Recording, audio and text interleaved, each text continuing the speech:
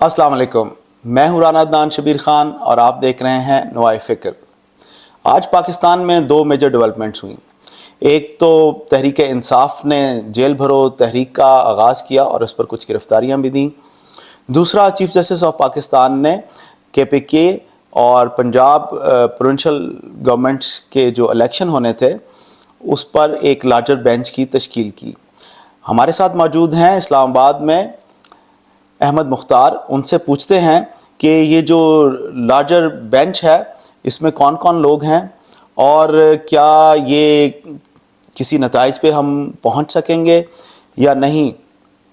جی رانا صاحب، وہی ہوا جس کی پہلے بھی ہم بات کر رہے تھے اور کسی حد تک ڈر بھی تھا کہ جب ایسے کوئی بھی ادارے، ملکی ادارے، جب وہ آئین کے تحت کام نہ کریں یا آئین کی بات سننے کے لیے تیار نہ ہوں تو پھر عدالت جو ہے یا عدلیہ وہ ان ایکشن آ جاتی ہے اور وہ پھر کوئی نہ کوئی ایکشن لیتی ہے، اور بالکل ایسا ہی ہوا۔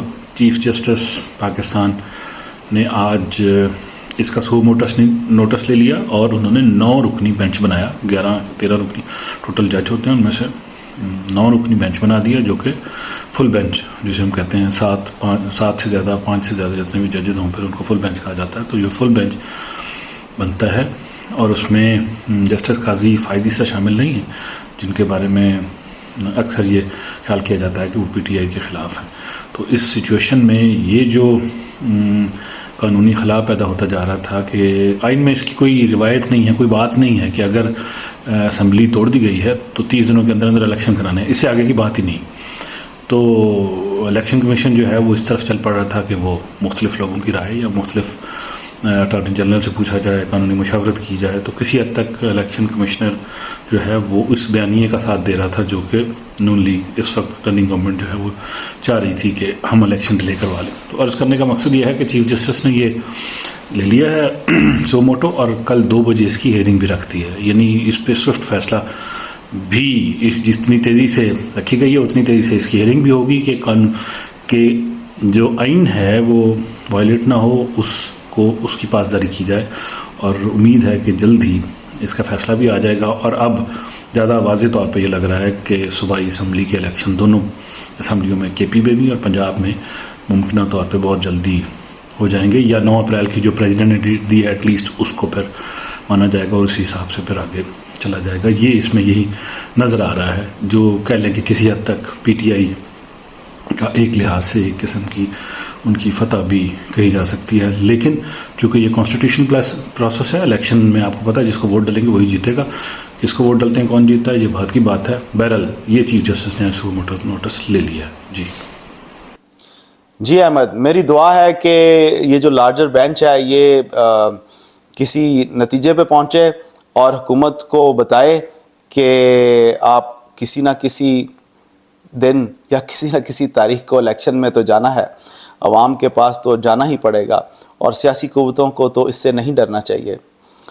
مجھے یہ بتائیے کہ یہ جو جیل بھرو تحریک ہے اس میں جو پاکستان تحریک انصاف کا سپورٹر ہے، کیا یہ اس کو کامیاب کر سکے گا، اور اس سے عمران خان اور ان کی پولیٹیکل پارٹی کیا رزلٹس اچیو کرنا چاہتی ہے؟ اس پہ ہمیں تھوڑا سا بتائیں۔ جی رانا صاحب، یہ جو پوائنٹ آپ کا اچھا ہے، آپ کے پوائنٹ رانا صاحب ہمیشہ ہی اچھے ہوتے ہیں، یہ صرف پہلی دفعہ نہیں ہے۔ جیل بھرو تحریک PTI کا ایک انیشیٹو یہ اس لیے لیا گیا تھا کہ PTI نے محسوس کیا کہ فواد چودھری اور شیخ رشید ان دونوں کو غلط طریقے سے، غیر قانونی طریقے سے جو ہے وہ جیل میں ڈالا جا رہا ہے، کیسز میں پھنسایا جا رہا ہے۔ اب دونوں کی ضمانت ہو چکی ہے، لیکن PTI اپنی طرف سے ایک پریشر رکھنا چاہتی ہے کہ یہ نہ ہو کہ ان کے مزید کارکنوں کو، ان کے مزید لیڈران کو جیل میں ڈالا جائے۔ تو آج اسد عمر، اعظم سواتی، شاہ محمود قریشی، عمر سرفراز چیمہ اور جو ان کے کئی لیڈران تھے وہ گئے اور جا کے وہ انہوں نے پولیس کی گاڑی میں گھس گئے اور انہوں نے کہا کہ ہمیں گرفتار کیا جائے، ہم جیل بھرو تحریک کا حصہ ہیں۔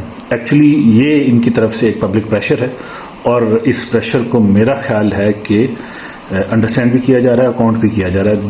جو ہماری سینٹرل گورنمنٹ ہے اور پروونشل گورنمنٹس بھی جو اس وقت 2 انٹرم ہیں، پھر پارٹی والی، وہ ان کو اس طریقے سے نہیں مان رہی، لیکن نظر یہی آ رہا ہے کہ پی ٹی آئی کسی نہ کسی حد تک اپنی جو ہے وہ چیزیں فورس کر کے آگے چل رہی ہے. دوسری سائڈ پہ P M L N Maryam Nawaz نے فیصلہ کیا کہ وہ سرگودا جا رہی ہیں, وہاں جا کے وہ الیکشن کمپین کو پش کریں گی, آگے لے کے چلیں گی. ان کی طرف سے بھی پورا زور لگایا جا رہا ہے. دیکھتے ہیں کہ اب فیصلہ تو اب الیکشن میں ہوگا کہ کون اونٹ کس کروٹ بیٹھتا ہے اور کیا نتائج آتے ہیں.